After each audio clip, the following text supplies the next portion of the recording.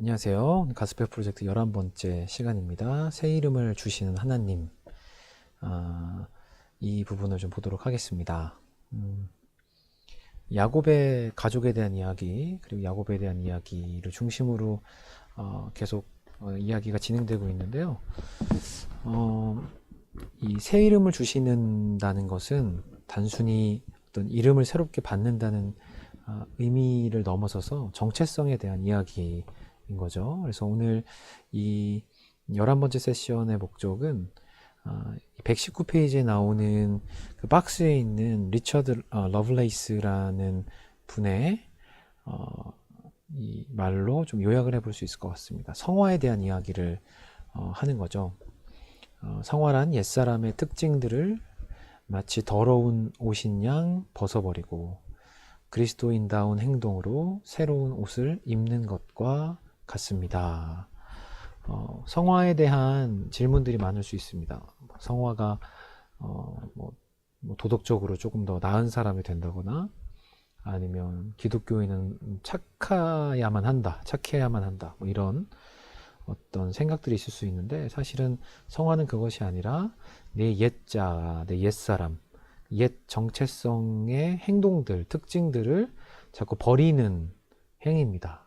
그리고 예수 그리스도의 옷을 입는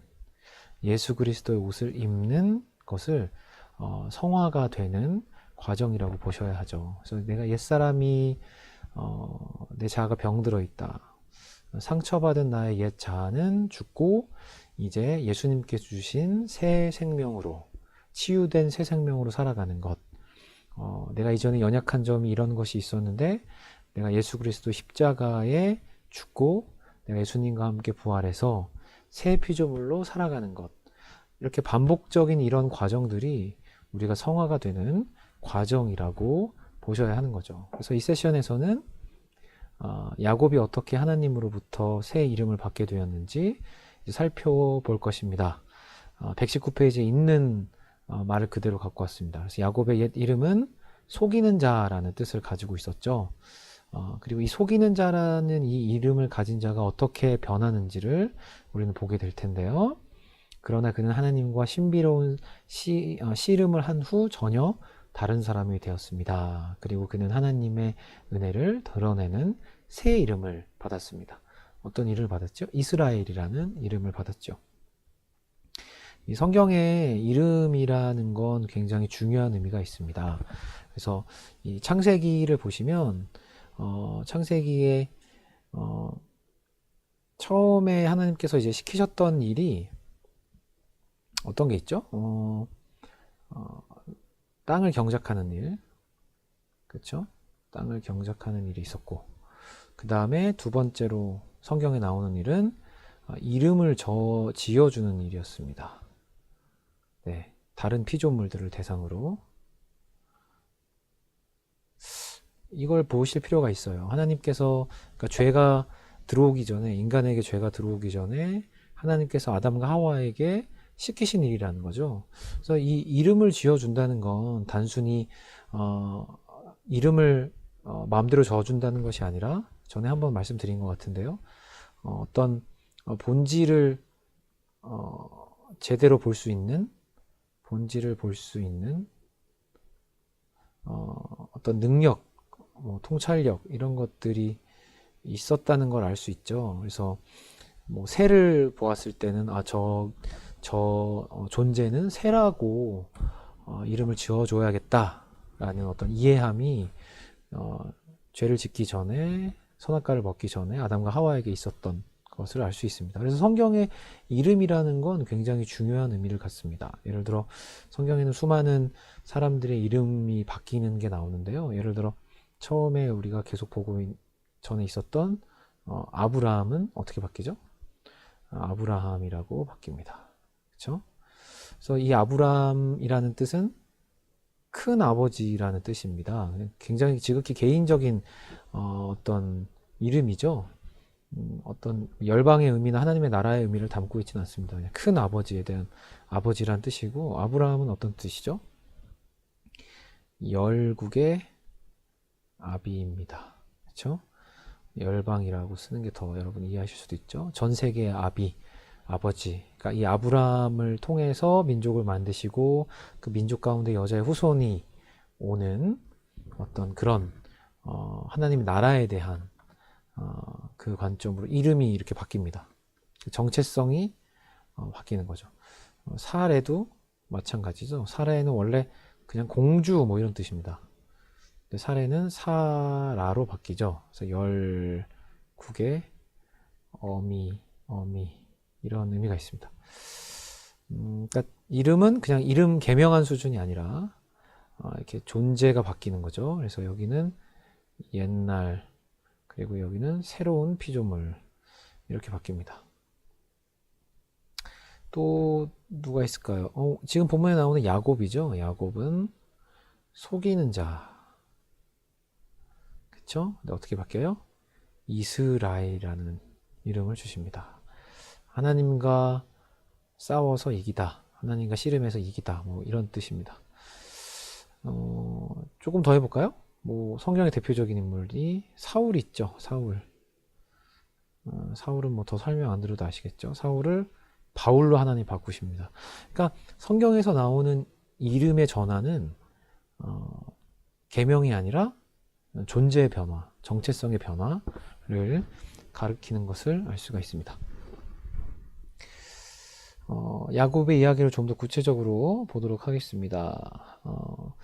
야곱의 옛 이름, 그러니까 야곱이라는 이름 자체가 아까 말씀드렸던 것처럼 속이는 자라는 이름이잖아요. 그래서 그의 흠 있는 정체성, 깨어진 어떤 자 이런 것들을 나타낸다라고 교재에서는 써 있습니다. 그래서 야곱이 여러분 아시는 것처럼 그 이삭과 에서를 속인 후에 이제 밧단 아람이라는 곳으로 갑니다. 그래서 그곳에서 이제 라헬이라는 여인을 만나고 이제 반하게 되죠.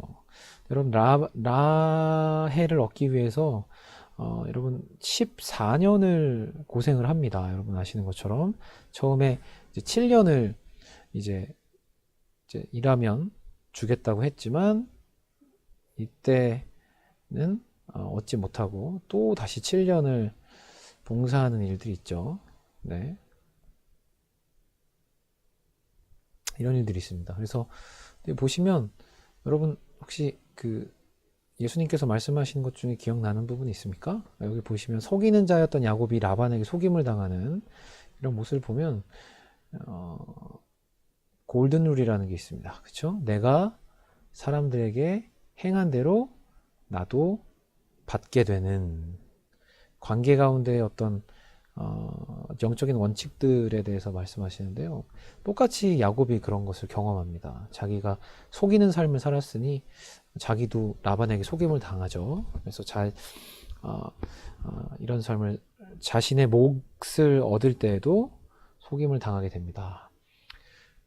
창세기 29장 25절에 보면 야곱이 아침에 보니 레아라 라반에게 이르되 외삼촌이 어찌하여 내게 이같이 행하셨나이까? 내가 라헬을 위하여 외삼촌을 섬기지 아니하였나이까? 그러니까 목적은 내가 라헬이었는데 왜 나한테 레아를 주셨습니까? 라는 거죠. 물론 이 라헬과 레아가 가리키는 지칭하는 어떤 또 구속사적인 의미가 있습니다. 근데 교재에서 그 부분은 얘기를 안 해서 그냥 스킵을 하도록 하고요. 어쨌든 라헬을 얻기 위해서 7년을 고생했지만 레아를 얻었고, 그래서 결국 뭐라고 얘기해요? 외삼촌이 나를 속이셨다라고 이야기하죠. 자기의 입술로. 그렇죠? 이렇게 이런 삶을 삽니다. 야곱은 그 두려움이 지배하는 삶을 살죠. 그래서 누구로부터 두려워요? 에서가 두렵죠. 속였어 장자권을 뺏었던 이 에서라는 형이 두려운 거죠. 그래서 여러분 아시는 것처럼 이제 창세기의 이야기는 이제 에서로 다시 이제 돌아가라고, 에서에게 돌아가는 건 아니죠. 약속의 땅인 가나안 땅으로 다시 돌아가라고 하나님께서 야곱에게 말씀하십니다. 그래서 이제 짐을 챙겨서 가야 하는데 여전히 그 안에 두려움이 있는 겁니다. 그렇죠? 내가 이전에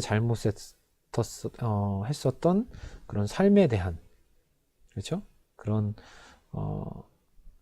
이전의 모습, 예전에 옛사람이라고 할까요? 옛사람이 지은 어떤 잘못들 때문에 여전히 내가 두려운 그런 것들, 두려움이 있습니다. 그래서 에서가 자신을 죽일까봐 두려워하는데, 이 본문을 보시면 독특합니다. 왜냐하면 어떤 전략을 사용하는데요.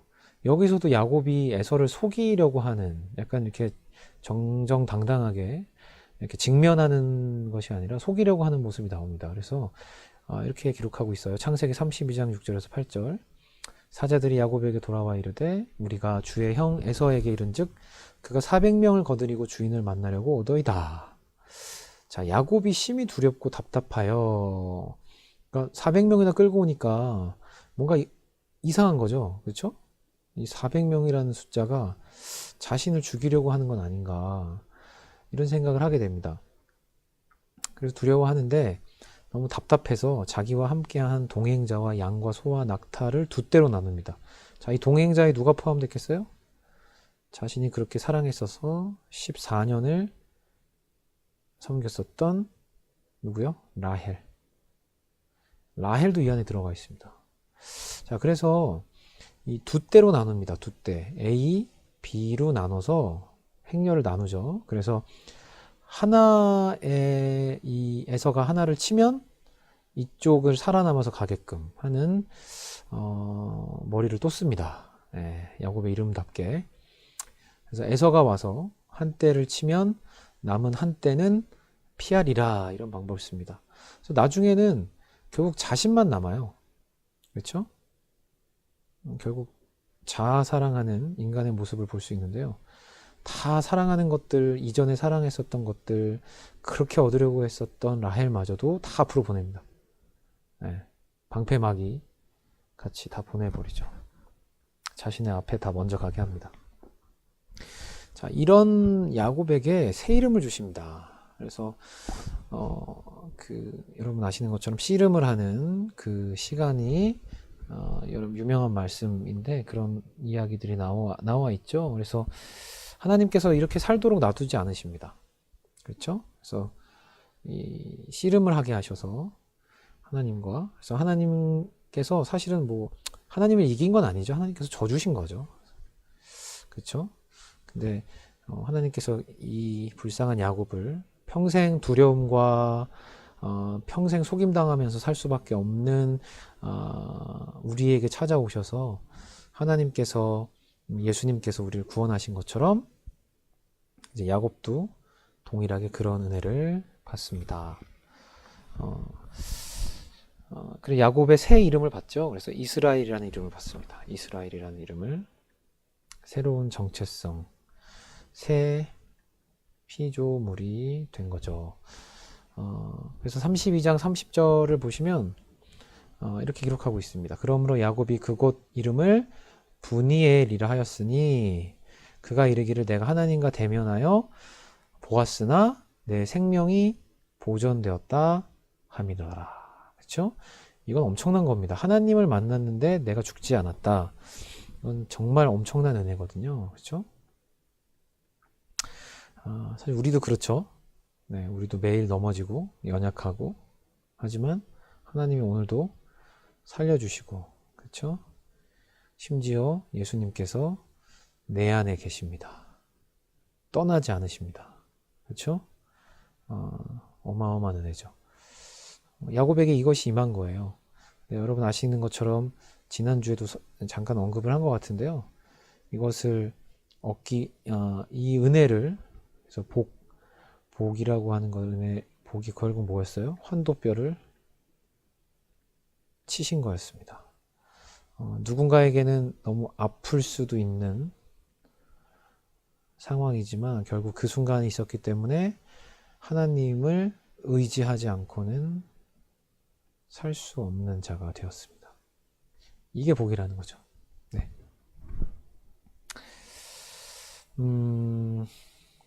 야곱이 하나님을 만나서 새로운 피조물이 된 것처럼 저와 여러분들도 하나님의 자녀가 됐습니다. 자, 이 여자의 후손에 대한 언약을 다시 한번 짚고 다시 넘어가겠습니다. 자, 그래서 여기서 넘어가는 게 아니라 이 교재의 3번의 어떤 소 제목 같이 하나님을 만나고 복을 얻는 것에 그치지 않습니다. 그렇죠? 왜냐하면 이 하나님께서 계속 우리 구속사적으로 보지만 아브라함을 택하셔서, 그렇죠? 이삭, 그렇죠? 아브라함의 하나님, 이삭의 하나님, 야곱의 하나님이라는 관용옥구처럼 하나님께서는 정말 은혜로, 예, 자격 없는 이들에게, 예, 은혜를 주시죠. 어떤 은혜예요? 이 은혜, 하나님을 만나고 개인적인 신앙도 있지만 결국 이들을 통하여 누구요? 여자의 후손을 주시고 이 후손을 통해 죄인을 구원하시려는 그 계획을 한 번도 포기하지 않으십니다. 자, 그래서 야곱은 하나님을 만나고 복을 얻는 것에 그치지 않습니다. 상당히 많은 사람들이 개인적인 신앙에 목적을 가질 수 있습니다. 그렇죠? 개인적으로 신앙. 근데 그렇지 않죠. 개인적 시간 반드시 하나님의 나라의 관점으로 풀어줘야 되죠. 이게 하나님의 원리입니다. 그렇죠? 하나님이 복을 주시면 그냥 주지 않으시죠. 하나님의 나라로 이어지게 아브라함과 이삭과 야곱에게 흘러가는 것처럼 이렇게 흘러가게 됩니다. 그래서 열방을 축복하는 통로로 하나님께서 만드시기 위한 목적이죠. 개인적인 신앙에만 멈춰 있다면 사실은 복음이 하는 진짜 역할을 하고 있지 못하는 겁니다. 이건 한번 깊이 생각해 보실 문제입니다. 교회에서 하는 사역들이 때로는 이제 사역 그 자체로 여겨지실 수 있지만 하나님의 나라를 꿈꿔보는 관점으로 제가 몇 분들하고는 얘기하지만 청년들이 충분히 하나님의 나라의 관점으로 어떻게 우리가 하나님의 백성답게 살 수 있을지를 고민하면서 우리가 좀 청년들이 움직이면 너무 좋을 것 같다는 생각이 있습니다. 자, 그래서 복을 얻는 것에 그치지 않습니다. 그래서 창세기 1장 28절에 있었던 하나님이 그들에게 복을 주시며 하나님이 그들에게 이르시되 생육하고 번성하고 땅에 충만하라 땅에 정복하라. 이 이야기를 야곱에게도 동일하게 하시죠. 생육하고 번성하라. 반복되는 거죠. 이 하나님의 구원 계획을 계속 이렇게 이어가게끔. 그래서 어려운 말로 하면 문화 사명이라는 말이 있습니다. 그래서 어떤 영역에서 하나님의 가치관으로 일하는 사람들이 이 영역 가운데에 들어가서 본질을 회복시키는 사역, 그러니까 문화 사명이라고 하거든요. 그렇게 회복시키는 사람들이 이 안에 들어가서 이렇게 막 이렇게 일하고 함께하는 생육하고 번성하라 그 문화 사명으로 보기도 합니다. 여러분들 직장이나 학교에서 가정에서 이런 부분 하나님의 가치, 하나님의 나라에 대한 것들을 풀어내었으면 좋겠습니다. 자, 그래서 예수님과 연결점 핵심 교리 123페이지에 나오는 핵심 교리가 있는데요. 이걸로 좀 대신하겠습니다. 잘 나와 있어서 박스를 여러분 참고하세요. 82번 신자의 새로운 정체성이라고 되어 있습니다. 자, 그리스도를 믿게 되면 근본적인 우리의 정체성이 변하게 됩니다. 그렇죠? 믿음이 있는데 안 변할 수 없어요. 감기 바이러스가 들어오면 반드시 그 증세가 나타납니다. 똑같은 거예요. 예수 그리스도께서 내 안에 내주하시면 들어오시면 우리는 변합니다. 하나님의 진노 아래에 있는 원수의 신분, 에베소서 2장 1절에서 3절 말씀 참고하시고요. 하나님의 자녀의 신분으로 변화됩니다. 그래서 우리는 더 이상 죄의 종이 아니고 과거의 실패들이나 현재의 넘어짐에 의해 이제 우리는 규정되지 않습니다. 그렇죠? 누구든지 그리스도 안에 있으면 새 피조물입니다. 새 피조물 안에 이전에 죄된 자는 죽고 새롭게 된 구원받은 자아가 살아 그리스도를 닮아갑니다. 이게 복음의 역사이고 복음의 능력입니다. 이것을 매일 기억하고 이것을 믿는 것이 성도의 삶인 거죠. 매일매일 여러분이 이거 기억하시면 좋겠습니다. 적용할 수 있는 질문들을 또 몇 개 뽑아봤습니다. 방장님들 이 교재 안에 있는 좋은 질문들을 쓰셔도 좋고요. 이 질문들을 이용하셔도 좋고 합니다. 첫 번째, 완전히 새로운 인생으로 새 출발하고 싶다고 생각한 적이 있습니까? 제가 야곱의 이야기를 묵상하는데 야곱이면 어떨까? 이렇게 속임당하는 것 더 이상 받고 싶지 않고 두려움 가운데서 사는 삶, 이제 그런 삶 이제 안 살고 싶다라는 생각이 들 것 같아요. 그래서 인생에 리셋 버튼이 있다면 그걸 눌러보고 싶었던 때는 없었는지 한번 방언들과 얘기해보면 좋을 것 같아요. 네, 그리고 두 번째는 당신은 야곱이 하나님을 만나 깨어진 것처럼 회개한 경험이 있습니까? 아까 말씀드린 것처럼 야곱이 이스라엘이 된 것처럼 제가 옛사람에서 새 사람이 된 것처럼 여러분들에도 그렇게 깨어지고 하나님 앞에 회개한 경험이 있는가? 옛사람의 삶으로 살다가 돌이킨 적이 있는가? 한번 나눠보시고요. 그 다음에 다른 사람을 축복하기 위해 하나님께서 당신에게 주신 축복은 무엇입니까? 지금 이 땅과 이 세대에 너무 어려운 것만 보다 보면 우리 안에 낙심도 있고요. 실패감도 있을 것 같아요. 근데 하나님께서 우리에게, 성도에게, 모든 사람에게 은사를 주셨거든요. 그게 여러분들에게 느껴지던 안 느껴지던 어떤 그런 여러분들을 통해서 다른 사람을 축복하고자 하는 뜻이 분명히 계실 텐데 그런 것들이 어떤 것이 있는지, 은사면 은사, 뭐 재능이면 재능, 어떤 것이라도 좋으니까 그렇게 한번 나눠보면 좋을 것 같습니다. 자, 11번째 세션은 이 정도에서 마치고요. 최근에 우리가 계속 지난주, 지지난주 이렇게 해서 욥에 대한 말씀을 들었었어요. 그래서 고난에 대한 이야기도 이제 함께 하게 되겠습니다. 세션 12번째, 고난도 포함되는 하나님의 계획. 하나님의 계획은 내가 느끼기에 좋은 것만 하나님이 이렇게 구성해 놓지 않으시고요. 하나님의 계획 안에는 고난도 포함되어 있다라는 거죠. 욥이 그렇게 얘기했잖아요. 하나님으로부터 복도 받았으면 우리가 화도 받아야 된다라고.